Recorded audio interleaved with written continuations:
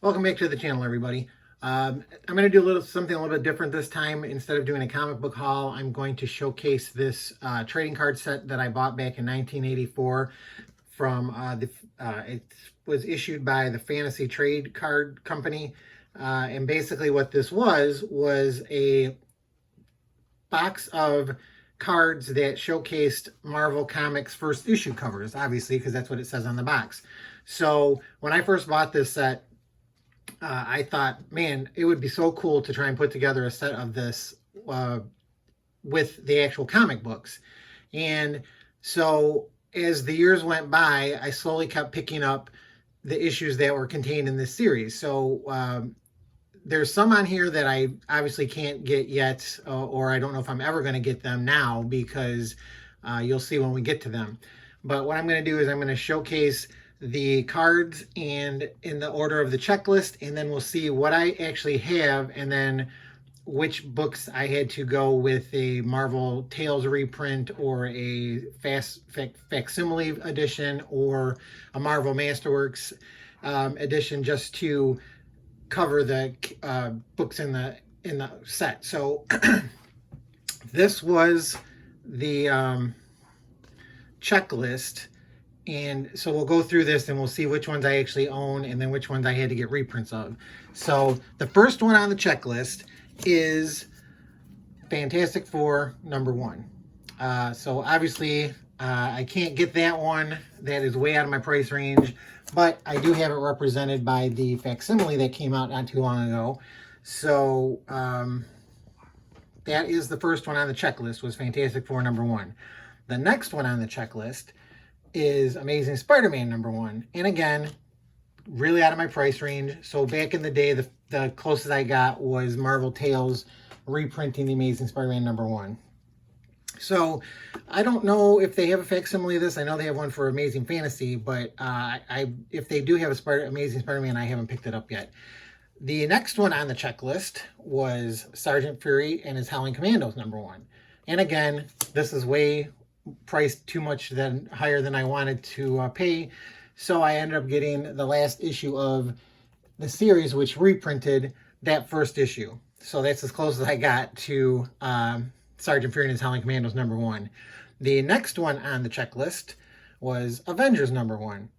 And so again, a little pricey for my liking, so I had to go with a Marvel Milestone edition of Avengers #1. But it's represented in my set of Marvel superhero first issue covers. Excuse me. Next one on the checklist was X-Men #1. So again, a little pricey for me, but I did get the facsimile of the X-Men #1, so we're good to go there too. So, you know, you do what you can you work with what you have. So the next one on the checklist was Daredevil #1. Now again, I probably could have gotten this a few years back, but I missed my opportunity. Everything's way priced too high, so I have to go with the True Believers Marvel Knights Daredevil #1 reprint to cover that in the book, or in the set, I mean. The next one on the checklist is Ghost Rider #1. Now, this one I picked up a while back, probably, I don't know, 20 years ago, but I do have the actual comic to represent that one in the set. So I do have Ghost Rider #1, which is a plus. The next one they had on the checklist was this classic, not Brand Echh. And I do have that one represented in the set too, with the actual comic book. I have a nicer copy of this too. I just like parody and funny comics, so that was one of my favorite series. I completed this whole series too. But so that was the next one on the checklist, was not Brand Echh. The next one on the checklist is another one that is way out of my price range, Incredible Hulk #1. So I don't have the actual comic, but I do have the Marvel Milestone edition to represent that one in the set. So not too bad. We're getting into some of the books that I actually do own.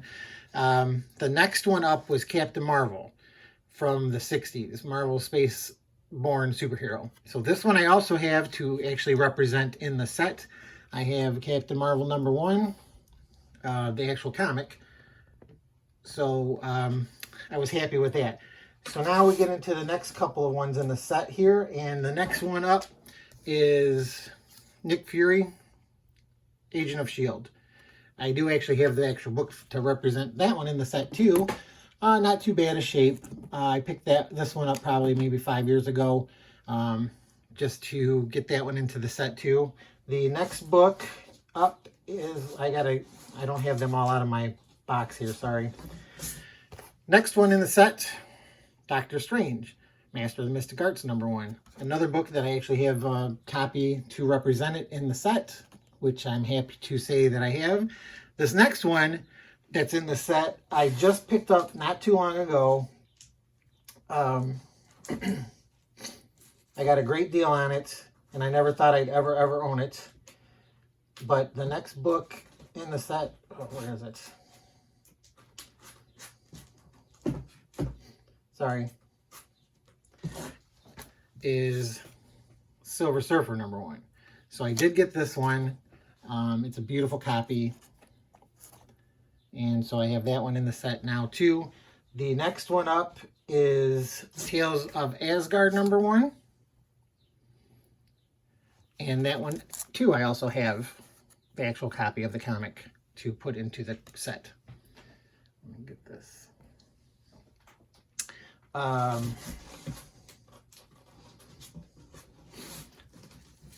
This is another one of these reasons too, like this set really made me start buying all the first issues that came out back in the day, from like 1984 on, because I just figured it was kind of a cool thing to get. The next one in the set is Ka-Zar the Savage. So yes, I have that one. I actually bought this one off the newsstand when it came out back in the 80s.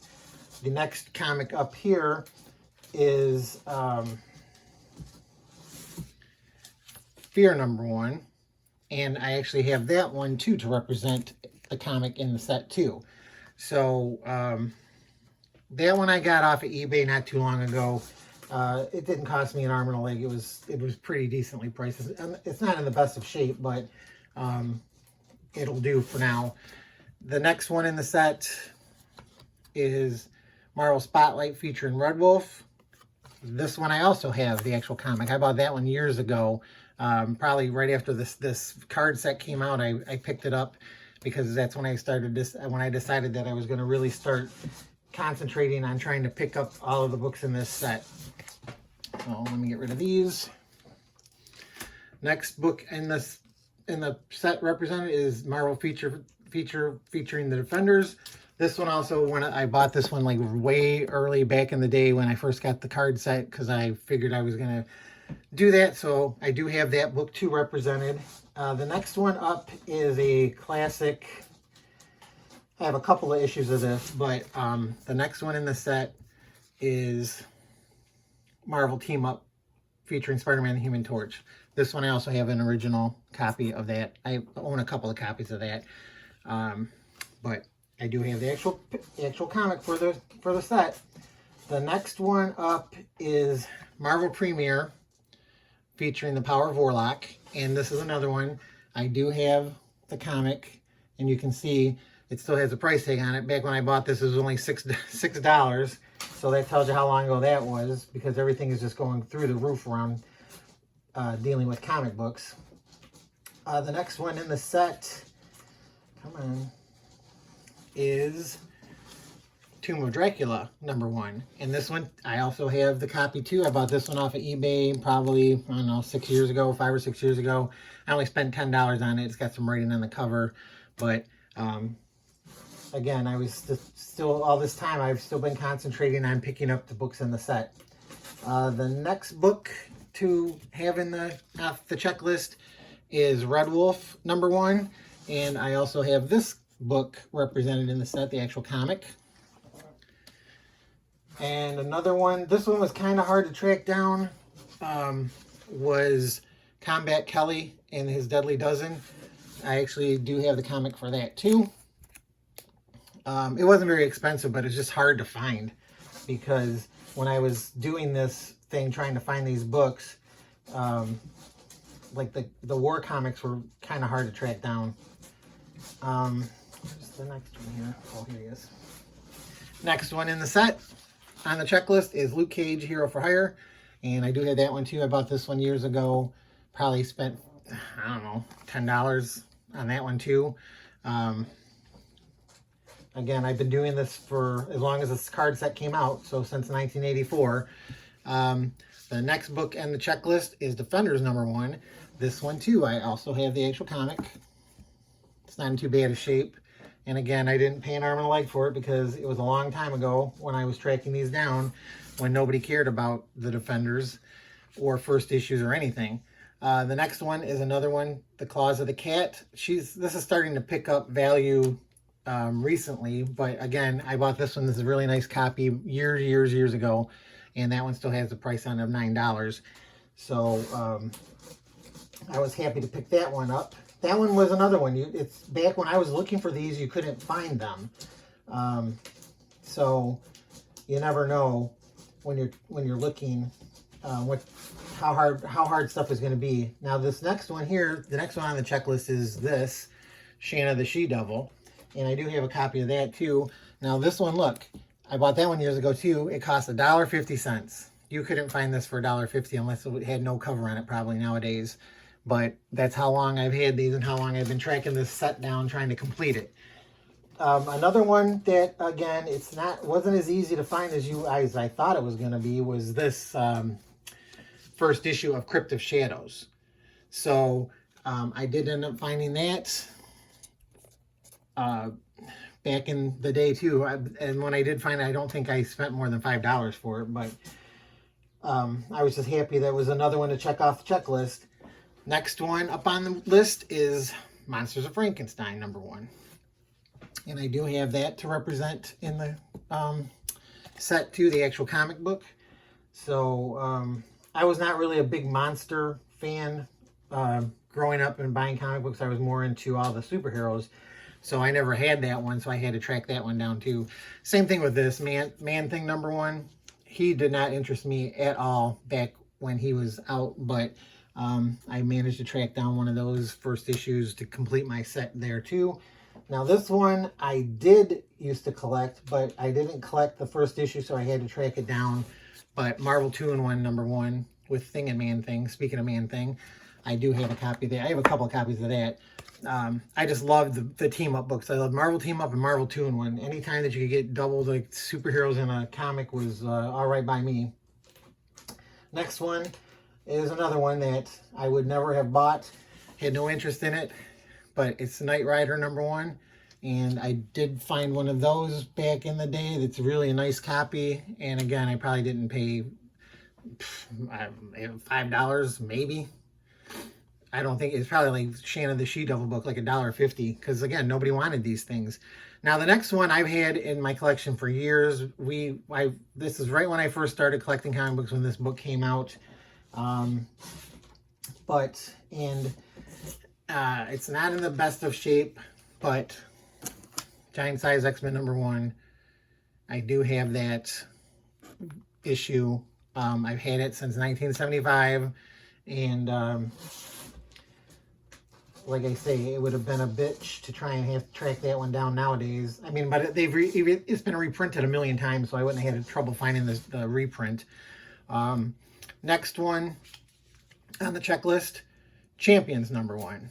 And yep, I have that one. I bought that one back off the stands back when it first came out. Same thing with this next one here. Where is it? Next one is Inhumans #1, and I bought this one back when it first came out too. George Perez was one of my favorite artists back in the day. I loved when he was on Fantastic Four and the Avengers. So that was a no-brainer to pick that one up when it actually came out. Next one on the list, I probably would have never bought this too, because I wasn't into any of the supernatural stuff. Marvel Chillers #1, and now it's picking up steam.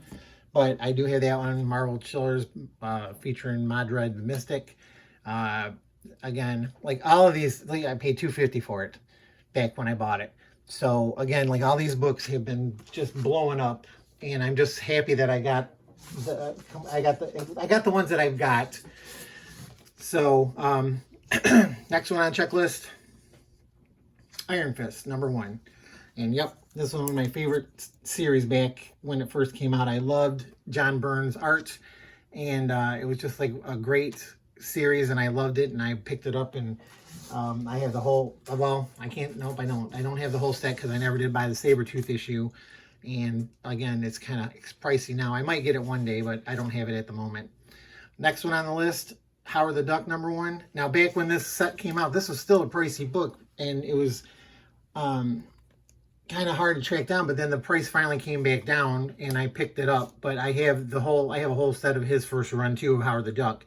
But I picked that up when it came out too. The next one on the list is Power of Warlock #1. And I have that one. I just picked this one up recently too. I never had this book. Got it off of eBay, I don't know, 3 or 4 years ago. I don't think I spent more than $10. It's not in mint condition, but again, I got to the point where I'm just trying to, excuse me, complete the set and get it over with. Next one on the list, Black Goliath #1. And yes, I do have that. I have the whole series of, I think, all 5 issues, so that wasn't too hard to do. The next one here, I bought this one off the stands too. This is like probably one of the first times that I really thought something was going on when I was picking up first issues, because I really loved this book back in the day, because it was just like, it was supposed to be in the tradition of Spider-Man. So Nova #1, I have that. Also, I bought this one off the stands back in whenever it came out, 1977. This next one I didn't pick up when it came out, even though I'm a huge Spider-Man fan. Peter Parker, Spectacular Spider-Man. I got it a few years later, but I did eventually pick it up. But again, I didn't have that one. This next one I did buy off the stands again, because this is when I was getting into first issues. Miss Marvel #1, and I do actually have Miss Marvel #1, the comic. Another one to say that I bought when it first came out. Spider-Woman #1. Sure did. I got that one, the original issue. And then we get into some more here. I was really heavy into first issues, but I didn't really care for his art, but I bought it anyway, and it was Machine Man. Nowadays, I appreciate him more than I did back then. I just thought his stuff was so blocky, and I don't know what was going on with it, but I do have the Machine Man #1, and I do have his full series. And then the next one on the list was also another one of Jack Kirby's comics, Devil Dinosaur #1, and I do have the actual comic of that too. So as you can see, like the really old 60 ones, the Spider-Man and Daredevil, I don't have, because like I say, they're way out of they were out of my price range then, and they're really out of my price range now. Next one on the list, She-Hulk #1. Yep, this one, I thought so much about it. I bought 2 copies back when I bought it. So I have two issues of Savage She-Hulk, because I said, oh man, Stan Lee wrote it too. He hadn't written anything in a long time. So I thought for sure it was something special going on there. Let me get rid of these. We're almost done. Next one on the checklist is Moon Knight #1. I really like this character too. I don't have his first appearance in Werewolf by Night, but I love the backup series that they had in that Incredible Hulk magazine, and that's where I first got to know him. And when I saw they were doing a comic book, I couldn't wait for it to come out, and I hurried up and picked that one up as soon as it hit the stands. Next one, Dazzler #1. Sure, I have that one also. That was a big stink, because that was like one of the first direct market comics, and it was a big deal, and everybody was making talking about it. So yeah, I picked that one up at the local comic shop that we had near me.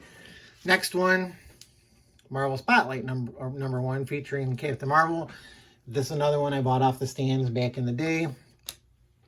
Not a big Captain Marvel fan, but it was a #1, so I bought it when it came out. This one I really liked. This is a great series, Marvel Fanfare, and this #1 I do have. I bought this one off the stands too. Great artwork by Michael Golden. Great book. I love that series. Next one, New Mutants. Everybody was talking about X-Men, and then they put this out, so everybody had to pick one of these up too. New Mutants #1. This was a kind of a thing too, because when John Byrne was writing the Fantastic Four and he decided to do a spin-off, the Thing got his own comic, and I love John Byrne's art and his writing, so I ended up buying that one when it hit the stands too for the first issue. Speaking of John Byrne, the next one on the checklist is Alpha Flight #1. So again, I bought this one when it first came out. Very exciting to see him get those characters get their own series back in the day. Next one I just recently picked up, probably within the last 3 years. I didn't think I'd ever get it for a decent price, but I ended up picking this up. It's not, and again, not mint, but I think I got that for like $20. So I was super happy to pick that one up when I got it. Next one on the checklist is Chamber of Darkness #1. And again, I do have it, and I had to track it down because I wasn't into horror or any of that stuff. So, but I don't think I spent more than $3 or $4 on it. Next one on the list is this one, Astonishing Tales, featuring Ka-Zar and Doctor Doom. And I did pick this one up probably 20 years ago or so, just to complete my set. Next one on the list is Amazing Adventures with the Inhumans and Black Widow, and I ended up picking that one up. Probably same time as Astonishing Tales. And again, back when I bought these, nobody cared about them, and they weren't priced through the roof. And I mean, there was no grading either back then, so I picked that up for a steal compared to now. And then the last book on the list is A Werewolf by Night #1, and this one too I tracked down years ago. It's not in the best of shape, but to complete the set, I bought it and took care of it. So then that's all of the comics in the set, and then here's the checklist. It's two-sided. It's really a cool set. There's like I said, it came out in 1984, so when I got it, I thought to myself, I'm like, man, it would be so cool to try and put together a set of these in the actual comics. And so eventually, you know, it took years to do it, but I finally did it. And then I thought I was all done. And then lo and behold, Comic Images came out with another set of first issue cover trading cards, Series 2. So I started to work on that set too. So I'm going to probably do another video to go through those cards and show you what was in the set and what books I actually have that are originals and what are reprints. But other than that, I hope you enjoyed this video. I really love showing off this set. It's really cool. If you can find it, track it down. I think when it came out, I don't think it was probably more than, it might have even been $10. I don't even know anymore, because like I said, it was from 1984. But again, hopefully you enjoyed the video and enjoyed the books. And if you liked the video, please like it. If you haven't subscribed, please subscribe. And hopefully you'll check out some more of my videos on my channel. And other than that, hope everybody's having luck finding comics out there, and I'll see you next time. Bye.